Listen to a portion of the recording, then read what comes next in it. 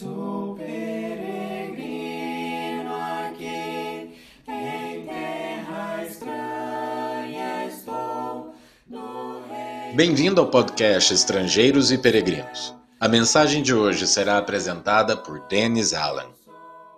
O amor na família de Deus. 1 Pedro capítulo 1, versículo 22 diz: tendo purificado a alma pela obediência à verdade, e com vistas ao amor fraternal não fingido, amem intensamente uns aos outros de coração puro. Em mensagens anteriores, nós temos visto vários aspectos da família, principalmente pensando sobre a família espiritual que pertence a Deus. O povo especial de Deus é sua família.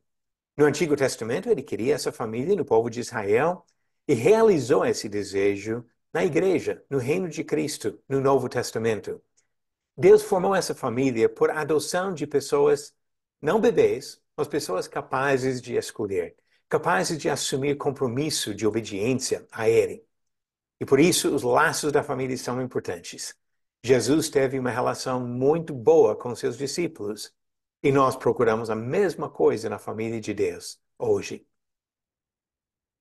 Para uma família funcionar, precisa ter respeito, obediência das pessoas em posições de autoridade.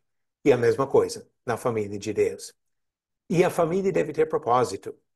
A família de Deus tem propósito. Deus deseja que todos os seus filhos se tornem parecidos com o Filho unigênito, o próprio Jesus. E na última mensagem desta série, nós falamos sobre irmãos. Que nós temos muitos irmãos na família de Deus, tanto numa igreja local como em outros estados e outros países, e até no céu, que nós temos irmãos em Cristo. E hoje nós vamos falar sobre o amor na família de Deus. 1 Pedro 3, versículo 8 diz: finalmente, tenham todos o mesmo modo de pensar, sejam compassivos, fraternalmente amigos, misericordiosos, humildes. Boas instruções para ter uma boa relação com nossos irmãos na família do Senhor. Vamos pensar um pouquinho sobre o amor nas nossas famílias, do começo ao fim da vida. Quando nasce uma criança, os irmãos mais velhos recebem, querem pegar no colo, querem passar a mão na cabeça, mostram assim o amor verdadeiro para essa criança. Ao longo da vida, uma das experiências mais importantes é de poder sentar ao redor da mesma mesa, compartilhando o almoço ou jantar e as experiências do dia. A família unida. E nos momentos mais difíceis, momentos tristes em nossa vida, também família é importante. Temos visto muitas vezes irmãos consolando uns aos outros quando pai ou a mãe ou outra pessoa importante na vida falecem. São momentos normais em nossas famílias, oportunidades para demonstrar o amor entre familiares.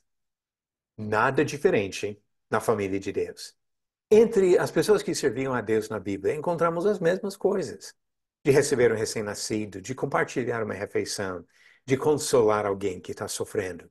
Em Lucas capítulo 1, encontramos o relato do nascimento de João Batista e a alegria das pessoas ao redor da família. Versículo 57 diz: Isabel cumpriu-se o tempo de dar à luz e teve um filho. Ouviram seus vizinhos e parentes que o Senhor usara de grande misericórdia para com ela e participaram do seu regozijo. Foram visitar a nova mãe e bebê. Também observamos a prática de compartilhar refeições como um momento especial entre irmãos em Cristo. Em Atos capítulo 2, a igreja novinha lá de Jerusalém acabaram de batizar 3.000 pessoas e diz no versículo 46, diariamente perseveraram unânimes no templo, partiam pão de casa em casa e tomavam as suas refeições com alegria e singeleza de coração. E também, naqueles momentos difíceis, quando falece uma pessoa querida, a consolação mútua entre irmãos em Cristo se torna importante. Exatamente o que encontramos em Atos capítulo 9, quando uma mulher faleceu e outras pessoas chegaram para consolar aqueles que perderam essa pessoa importante. Atos 9, versículo 36. Havia em Jope uma discípula por nome Tabita, nome este que, traduzido, quer dizer Dorcas. Era ela notável pelas boas obras e esmolas que fazia. Ora, aconteceu naqueles dias que ela adoeceu e veio a morrer. E depois de a lavarem, puseram-na no cenáculo. Como Lida era perto de Jope, ouvindo os discípulos que Pedro estava ali, enviaram-lhe 2 homens que lhe pedissem: Não demores em vir ter conosco. Pedro atendeu e foi com eles. Tendo chegado, conduziram-no para o cenáculo e todas as viúvas o cercaram, chorando e mostrando-lhe túnicas e vestidos que Dorcas fizera enquanto estava com elas. O fato é que Dorcas foi ressuscitado pouco tempo depois, mas naquele momento de tristeza, estavam participando do sofrimento dos outros. Essas cenas se repetem muitas vezes em nossa família espiritual, de receber um novo irmão, de compartilhar momentos e refeições especiais e de consolar uns aos outros nos momentos tristes e difíceis. Quando pensamos sobre o amor na Bíblia, especialmente no Novo Testamento, precisamos pensar especialmente em 2 palavras usadas para descrever a relação que deve existir na família do Senhor. Essas 2 palavras gregas, agapao e philéu, descrevem aspectos diferentes do amor, mas às vezes são usadas intercambiavelmente.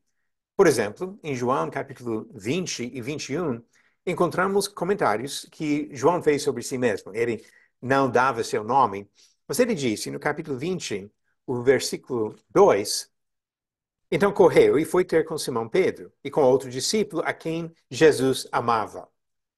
Nesse caso, ele usa uma das palavras, mas no capítulo seguinte, ele usa a outra palavra para dizer a mesma coisa. Versículo 7, aquele discípulo a quem Jesus amava, disse a Pedro. Então, no caso, são sinônimos que podem ser usados intercambiavelmente, mas nem sempre. As 2 palavras incluem ideias um pouco diferentes, ideias complementares, mas quando juntamos essas 2 palavras, temos um entendimento melhor de como deve ser o amor na família do Senhor. E assim, vamos pensar sobre essas 2 palavras e como elas são usadas no Novo Testamento. A palavra agapao tem a ideia de boa vontade demonstrada para outros, independente do mérito, do objeto deste amor. Pode ser que a pessoa seja ruim, mas recebe este amor porque este amor representa uma decisão, a determinação de fazer o bem, não necessariamente uma emoção ou sentimento, não envolve necessariamente afeto. É possível amar alguém sem gostar muito da pessoa. Interessante que essa palavra aparece poucas vezes fora do Novo Testamento naquela época. Parece que os pagãos não entendiam bem esse tipo de amor. Mas aparece mais de 200 vezes no Novo Testamento, porque quem nos ensinou como amar de verdade é o próprio Jesus Cristo. Alguns exemplos no Novo Testamento. Diz 1 João capítulo 4, versículo 8 e novamente no versículo 16, que Deus é amor. Usando esta palavra para identificar o amor que ele oferece, mesmo não sendo merecido por seus objetos. Em Romanos capítulo 5, versículo 8 diz, mas Deus prova o seu próprio amor para conosco pelo fato de ter Cristo morrido por nós, sendo nós ainda pecadores. Não merecemos o amor, mas ele demonstrou este amor no sacrifício de Jesus Cristo. Os filhos de Deus devem mostrar o mesmo amor. Inclusive, Efésios capítulo 5 fala sobre a conduta da vida de qualquer cristão. E diz nos versículos 1 e 2 de Efésios capítulo 5, sede, pois, imitadores de Deus como filhos amados, e andai em amor, como também Cristo nos amou, e se entregou a si mesmo por nós, como oferta e sacrifício a Deus, e aroma suave. Devemos amar como Cristo amou. Andar em amor deve ser o procedimento normal da nossa vida de serviço ao Senhor. E o amor se estende até aos inimigos. Conforme Jesus ensinou em Mateus capítulo 5, no Sermão do Monte, quando ele disse no versículo 44 e 45, eu, porém, vos digo, amai os vossos inimigos e orai pelos que vos perseguem, para que vos torneis filhos do nosso Pai Celeste, porque ele faz nascer o seu sol sobre maus e bons, e vir chuvas sobre justos e injustos. Devemos amar até os inimigos. É este amor mostrado entre Deus e seus filhos. João capítulo 14, versículo 23, Jesus comenta sobre o vínculo entre amor e obediência. Diz João 14, versículo 23, se alguém me ama, guardará a minha palavra, e meu Pai o amará, e viremos para ele, e faremos nele morada. O amor entre Deus e seus filhos especiais, salvos pelo sacrifício de Jesus Cristo. Uma vez que entendemos esse amor entre Deus e os seus filhos, devemos entender o mesmo amor entre irmãos. Primeira Epístola de Pedro, capítulo 2, versículo 17. 1 Pedro, capítulo 2, versículo 17. Ele diz, tratai todos com honra, amai os irmãos, temei a Deus, honrai o rei. Amai os irmãos, ele diz. A primeira epístola de João, poucas páginas depois, no capítulo 2, versículo 10 e 11, João disse, aquele que ama seu irmão permanece na luz e nele não há nenhum tropeço. Aquele, porém, que odeia a seu irmão está nas trevas e anda nas trevas e não sabe para onde vai, porque as trevas lhe cegaram os olhos. Vamos andar no amor para com nossos irmãos em Cristo. A outra palavra, filéu, tem a ideia de afeto ou de amor fraternal, inclusive usado várias vezes no Novo Testamento, justamente para falar sobre o amor entre irmãos.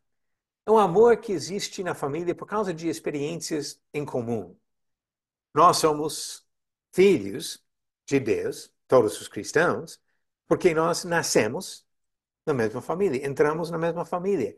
Então temos algo em comum quando servimos a Cristo. Gálatas capítulo 3, versículos 26 e 27, o apóstolo Paulo disse, pois todos vós sois filhos de Deus mediante a fé em Cristo Jesus. Porque todos quantos fostes batizados em Cristo, de Cristo vos revestistes. Nascemos para entrar na família. E filhos de uma família são educados pelo pai da família. Em João capítulo 6, versículo 45, Jesus disse, está escrito nos profetas, e serão todos ensinados por Deus. Isso nos dá algo em comum quando participamos da mesma família e somos instruídos pelo mesmo pai. Por isso, Deus demonstra esse amor. Já falamos da outra palavra, no sentido de um amor sacrificial, mas esse amor tem a ideia de afeto. Jesus falou sobre isso aos apóstolos em João capítulo 16, versículos 26 e 27. Naquele dia pedireis em meu nome e não vos digo que rogarei ao Pai por vós, porque o próprio Pai vos ama, visto que me tendes amado e tendes crido que eu vim da parte de Deus. E no capítulo 11, João capítulo 11, versículo 35 e 36, Jesus chorou. Então disseram os judeus, vede quanto o amava. Está falando aqui sobre a morte de Lázaro, que Jesus chegou alguns dias depois e chorou. Mostrou empatia, mostrou emoção e sentimento para com as outras pessoas. Nós devemos mostrar o mesmo amor aos nossos irmãos. Romanos capítulo 12, versículo 10. Nas instruções que Paulo dá quase no final do livro, ele disse, amai-vos cordialmente uns aos outros com amor fraternal, preferindo-vos em honra uns aos outros. Algumas páginas depois, Tito, capítulo 3, relata estas palavras do apóstolo Paulo ao evangelista Tito. Tito 3, versículo 15, Todos os que se acham comigo te saúdam. Saúda quantos nos amam na fé. E o último capítulo do livro de Hebreus também fala sobre o amor que deve existir entre irmãos em Cristo. Hebreus capítulo 13, começando no versículo 1, diz: seja constante o amor fraternal. Não negligencieis a hospitalidade, pois alguns, praticando-a, sem o saber, acolheram anjos. Lembrai-vos dos encarcerados, como se presos com eles, dos que sofrem maus tratos, como se com efeito vós mesmos, em pessoa, fosseis os maltratados. Irmãos, em várias situações, perseguidos, presos, maltratados, devem mostrar o amor fraternal para com essas pessoas. E a primeira epístola de Pedro, capítulo 1, versículo 22, diz: tendo purificado a vossa alma pela vossa obediência à verdade, tendo em vista o amor fraternal não fingido, amai-vos de coração uns aos outros, ardentemente. Percebeu como ele enfatizou a qualidade desse amor? Ele fala de um amor não fingido, de coração e ardente. É esse amor que devemos demonstrar para com nossos irmãos em Cristo. Capítulo 3, versículos 8 e 9, do mesmo livro, dizem: finalmente, sede todos de igual ânimo, comparecidos, fraternalmente amigos, misericordiosos, humildes, não pagando mal por mal ou injúria por injúria. Antes, pelo contrário, bendizendo, pois para isto mesmo fostes chamados, a fim de receberdes bênção por herança. Que bênção! De poder imitar o exemplo de Cristo e amar os nossos irmãos. Na família de Deus, o amor deve ser evidente para todos. Deus procura o bem dos seus filhos. Ele demonstra afeto para com todos eles. Os filhos mostram seu amor para com Deus, por meio da honra e do afeto demonstrado. E os filhos mostram o amor e afeto para com seus irmãos. Que privilégio que nós temos de amar como Ele nos ama e de mostrar para os outros o mesmo amor que nós recebemos do nosso Pai Celeste. Obrigado por nos acompanhar nessa jornada pelas Escrituras. Volte amanhã para ouvir mais uma mensagem do podcast Estrangeiros e Peregrinos.